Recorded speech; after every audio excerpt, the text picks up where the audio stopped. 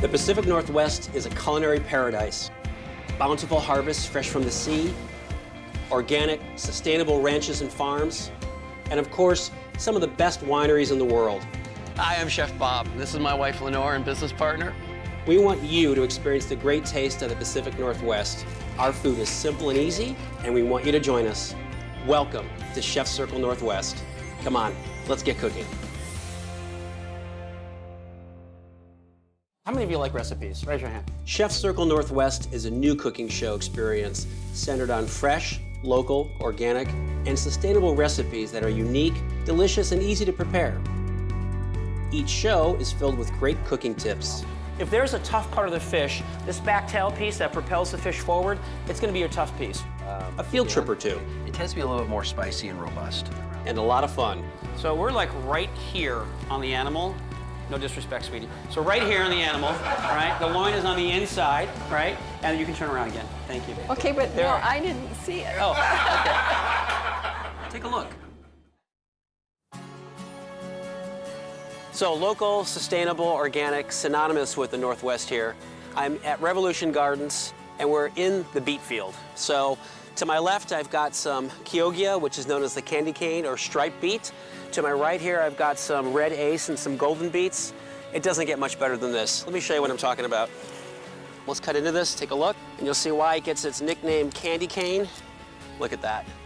So here's what we're gonna do. We're gonna get back into the kitchen. We're gonna make a grilled Peruvian lamb loin, and that'll be served with a fennel beet slaw on top of a lentil potato hash. That's gonna be paired with a little bit of roasted grapes.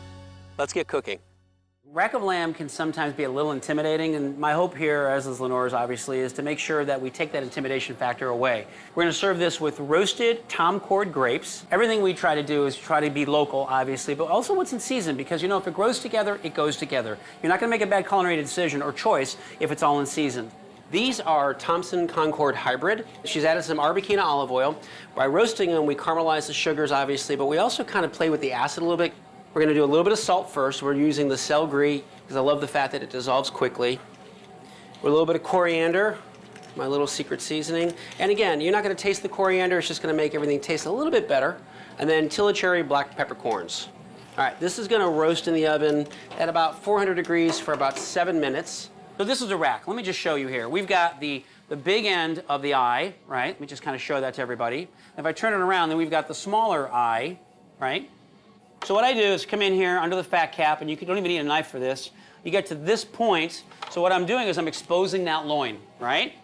And then, using a boning knife, I can come in and literally shave down the bone here, and that loin eventually comes all the way off.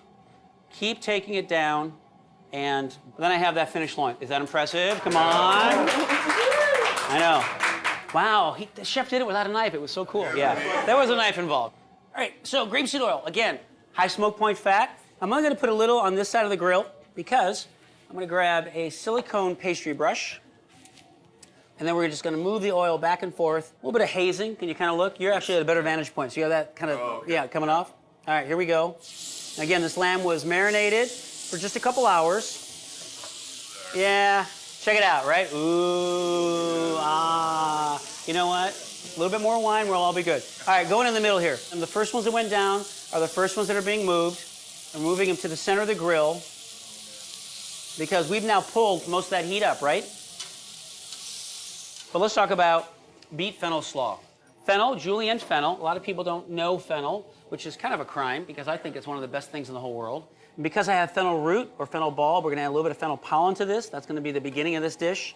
To this, I'm gonna go ahead and add a nice big pluche, or a big bunch, if you will, of chopped Italian parsley, maybe a little bit more. Then we're gonna add some green onions, bias cut, a little bit of cracked pepper, not too much on the pepper, and a little coriander. And then the secret ingredient, my secret weapon, is pimenta espelette, the smoked paprika vinegar. Now, Lenore and I might differ on opinions on what it tastes like. My opinion is it's like Tabasco without the heat. It has a little bit, you know, that sherry pepper sauce. It has a little bit of the bite, no heat, but it has the vinegar. And this also has a little apple pectin, and I love the apple with the beet. And I'm not being shy with the vinegar. Check it out. That's a lot of vinegar going in. This is what I'm talking about. That is a sexy salad, right? Yeah. The color, the texture, it's cold. I do have to taste it, by the way. Gloved hand. I think your hand is probably your best tool. We're We're gonna get in here and get a quick taste, and there's just nothing small about that, so I'm gonna kind of move over here for a minute.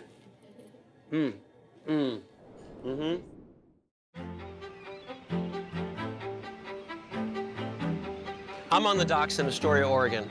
This is one of the sources for all my seafood. The Northwest itself is known for an incredible bounty of shrimp, crab, salmon. Today we're going to be playing with king salmon, also known as Chinook. So I can't wait to show you what we're going to do here on Chef Circle Northwest. On today's show, we're doing a coriander crusted salmon. We're building a succotash. So corn, bell pepper, and then finally the lima bean. I've got a lovely Oregon wine. This is a 75% Pinot Noir, 25% Syrah. But I'm going to talk about that in more detail in a second. What I want to do is really kind of focus on why the wine and the food. The wine should be an extension of the meal. In other words, those food flavors in the wine really should pair with it. Lenore and I have really looked at wine as a food, not as a beverage. So as a food, what I want to do is kind of pick out those food flavors in a glass, pair them to the food, and figure out, you know, what's a good pairing, what's not a good pairing. And for me, if you like it with the food, it's a good pairing, so go with it. So let's go ahead and take a quick sip. Cassis. Yeah, something dark cherry. Berry. Cherry, beautiful. Anything else? Just cherry? Okay, anybody else? What are you getting? Bacon. And even if no one else gets bacon, I'm partying with this guy. So this came in just yesterday. I mean, this is a beautiful thing. Check that out. I mean, the skin is gorgeous. It's bright. I wish the head was on because then I could talk about how the eyes are bulging and beautiful. But what I'm looking for as a chef when it comes in is the flesh should not feel damaged. It should feel nice and supple to the touch. When I open up the cavity, the color should be no discoloration. It should all have just kind of one same color all the way through. Well, I'm going to ahead and season this now. So this is my coriander crusted salmon. Yeah, coriander being the seed of the cilantro plant. So here's the thing. It tastes nothing like cilantro. The second spice we're going to use is Tilicherry black peppercorns. And these are coming from East India.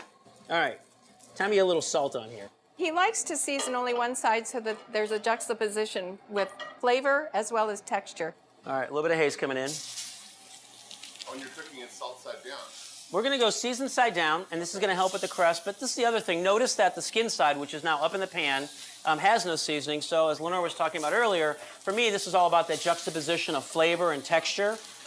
Most of us get nervous when this first goes in, cold food, hot pan, making a lot of noise. Get in there and move it. Well, you'll screw it up. You'll ruin that crust. But this is swimming, so I think we're good. We're going to jump in there, and with the spatula, take a piece out. Look at that. Ooh, right. That's a sexy piece of fish. Welcome back. It's time to talk about dessert, so it must be time to talk about goats.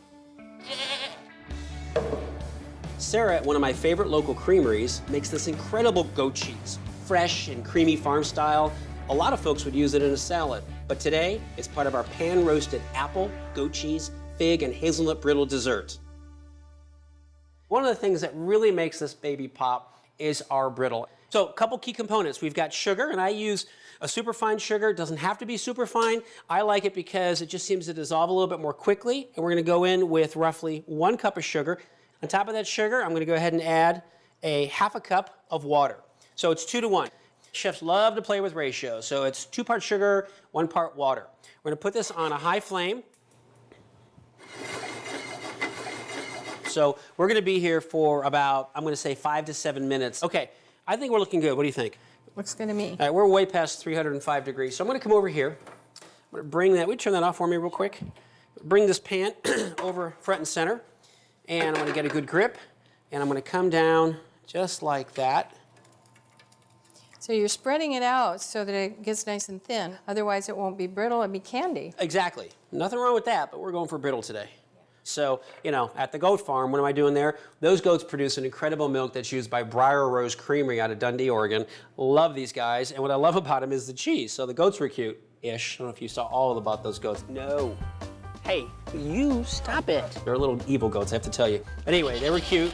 But what we've got here is the goat cheese, just like the cheddar cheese, a little bit at room temperature, so it's a little soft. What I want to do is finish it off with my secret spice that I use quite often, and it's a little bit of coriander. I mean, I've got my little culinary trinity of salt, pepper, and coriander, but at the end of the day, what I love about this baby, it's got that beautiful citrusy smell. That's going to be a little accent here. So the goat cheese is ready, boom. We got our cheddar cheese ready, we got our apples ready. This isn't just one dessert, this is a series of desserts, and this says to me, conversation with friends. You're going to have some wine, you're going to sit back, you're going to enjoy a long process of dining and talking. Let me give you the brittle. While I'm doing this, you can do that. All right, and so we're gonna go one up, one down. It's always about the plate presentation. Chefs are a little controlling that way. But don't you feel better when you've done the plate and everybody gets exactly the same thing? I know I do. I know we do. Now, I'm gonna do something that you don't always see on a dessert, but I think makes perfect sense here. I'm gonna grab a little extra virgin olive oil. I'm gonna go back to some of that finishing salt we had. And while Lenore's doing the brittle, I'm gonna come in over the fig, a little bit of oil, just a touch. I also love a little salt, and I think figs are always accented by a little bit of salt. I'm only gonna go on the cut one, so the one on below is not getting salt. Just a little bit. So let's go ahead and take a quick little recap of this plate. Very exciting. So sweet and savory, right? We've got the salty and the sweets. We've got a little bit of sour. I'm going to call the hazelnuts a little bit bitter. So sweet, sour, salty, bitter. Always looking to balance that flavor. And although there's that fifth flavor, umami, let me tell you, eat all this together, you're going to be smiling with a little bit of umami. So from my perspective, I think we've nailed it. So just to close it out, Thank you.